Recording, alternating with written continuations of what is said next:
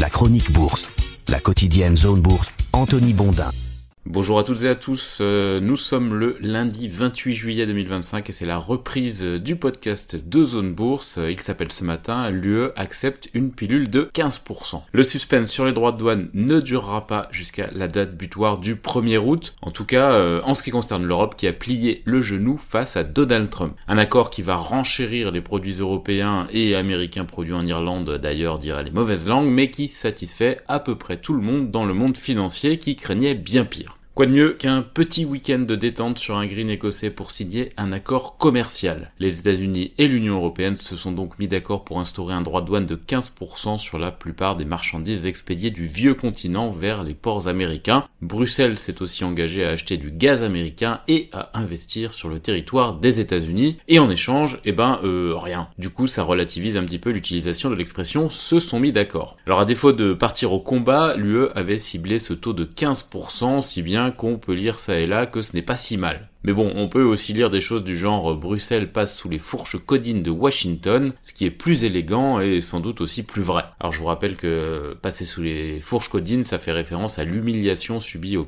IVe siècle avant Jésus-Christ par des guerriers romains face à leurs voisins samnites, lesquels les firent passer sous une sorte de tunnel formé de leurs lances croisées. Parmi les expressions qui dominent et en version simplifiée, on a aussi ce matin, et à la fin, c'est Trump qui décide. Mais bon, les marchés boursiers sont plutôt soulagés, un accord déséquilibré c'est quand même mieux que pas d'accord du tout vu de la finance européenne. Et vu le Wall Street, un accord avantageux c'est mieux que tout le reste. Trump continue donc à pousser ses pions selon la stratégie qu'il a mise en place il y a quelques mois, c'est-à-dire en gros menacer de conditions délirantes pour obtenir des améliorations plus raisonnables. Ça fonctionne toujours hyper bien et à ce stade ça n'a pas l'air de mettre les prix d'import américains sous stéroïdes. Le principal impact visible concerne quand même la politique monétaire puisque les craintes inflationnistes ont forcé la Réserve fédérale à maintenir ses taux à niveau élevé malgré les cris d'orfraie de Trump pour que Powell assouplisse. D'ailleurs, le sujet est brûlant cette semaine puisque la Fed doit rendre une décision mercredi à ce propos. Les taux devraient être maintenus en l'état actuel et le discours devrait rester centré autour de l'attente de nouvelles données avant d'agir. Mais les investisseurs espèrent quand même obtenir des garanties sur un assouplissement monétaire en septembre, ou du moins des éléments de langage qui iraient dans ce sens. En parallèle, les 15 jours qui débutent aujourd'hui seront les plus chargés en publication de résultats d'entreprise de la saison estivale. Le bilan,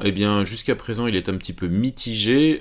Aux États-Unis, où le tiers des sociétés a publié au niveau de l'indice S&P 500, les entreprises dépassent plus souvent les attentes de bénéfices que d'habitude, mais avec des écarts plus faibles qu'à l'accoutumée. Et dans le même temps, la croissance annuelle des bénéfices reste au plus bas depuis début 2024. Mais bon, l'un dans l'autre, on est quand même très loin de la catastrophe annoncée par rapport à l'instauration des tarifs douaniers. Les informations à connaître pour bien démarrer la semaine. D'abord, les États-Unis et la Chine vont reprendre leurs négociations commerciales aujourd'hui à Stockholm. L'objectif, c'est de prolonger de 3 mois l'espèce de moratoire, ou en tout cas la trêve qui avait été mise en place en matière de droits de douane, et d'agir surtout avant la date butoir qui avait été fixée au 12 août pour la Chine. A priori, un nouvel accord devrait être trouvé, ce qui va contribuer évidemment au scénario positif pour les marchés actions. La Thaïlande et le Cambodge conviennent d'organiser des pourparlers immédiats en vue d'un cessez-le-feu apparemment sous la pression des États-Unis. On a aussi pas mal de choses sur les agendas. Côté agenda des sociétés, la tech américaine sera à l'honneur avec les publications de Microsoft, de Meta, d'Apple et d'Amazon. Côté Europe, on aura notamment L'Oréal, AstraZeneca, Hermès, Airbus, Shell, Schneider ou encore UBS. Du côté macro, j'en ai déjà un petit peu parlé, l'agenda est tout aussi chargé. En plus de la réunion de la Fed de mercredi et celle de la Banque du Japon prévue jeudi, les investisseurs devront digérer à peu près toutes les statistiques possibles, notamment aux États-Unis, emploi, inflation et PIB. Ce matin, du côté des marchés d'Asie-Pacifique, la semaine démarre dans le désordre. Le Japon perd 1% avec les rumeurs de démission du Premier ministre et avant donc la décision de la BOJ. L'Inde et la Chine continentale sont plutôt proches de l'équilibre et on a des gains modestes qui ont pris le dessus en Australie, en Corée du Sud et à Taïwan. Les indicateurs avancés européens sont plutôt vert fluo après l'accord trouvé en Écosse. Du côté de l'actu des sociétés en France, d'abord LVMH serait en discussion pour vendre sa marque Jacobs pour un montant pouvant atteindre 850 millions d'euros, c'est une info du Wall Street Journal. Airbus pour sa part a annoncé le succès du lancement de 4 satellites CO3D. Forvia a publié ce matin des pertes au premier semestre mais a confirmé ses objectifs annuels. Du côté de Vallourec, on a cédé Serimax à Aldébaran Capital pour 79 millions d'euros de valeur d'entreprise. Carla Bruni-Sarkozy rejoint le conseil d'administration de la compagnie Chargeur Invest, ça c'est pour la rubrique Gossip. MaaT Pharma a obtenu 37,5 millions d'euros de la BEI pour ses programmes cliniques. Advicen a obtenu une autorisation de mise sur le marché et le remboursement de Sibnayal en Arabie Saoudite. Et Eagle Football, la maison mère de l'Olympique Lyonnais, a transféré Lucas Perry à Leeds pour 16 millions d'euros. On a pas mal de publications de valeur moyenne en France depuis vendredi soir. Vika, Robertet, Wavestone, Lumibird, Prismaflex, Whitby, Aurea, Lectra, Aquel, Helena Santé ou encore Nacon. Ailleurs en Europe, les bénéfices semestriels de Heineken dépassent les prévisions. Nordex aussi a dépassé les prévisions avec ses résultats du T2.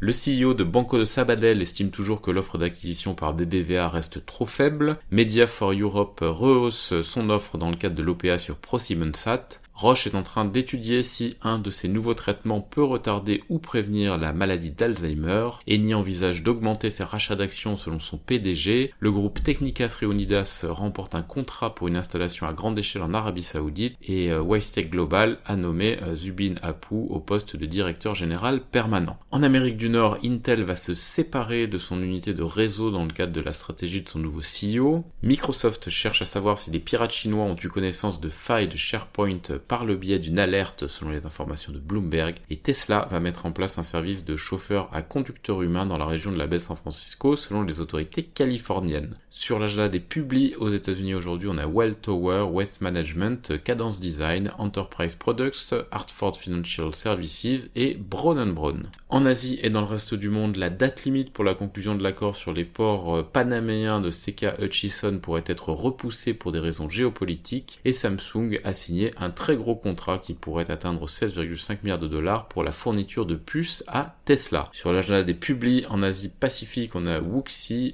Bharat Electronics, Nomura Research, Singapore Airlines ou encore Adani Green Energy. Voilà, c'est terminé pour ce premier point de marché de la semaine. Il ne me reste plus qu'à vous souhaiter une excellente journée à toutes et à tous.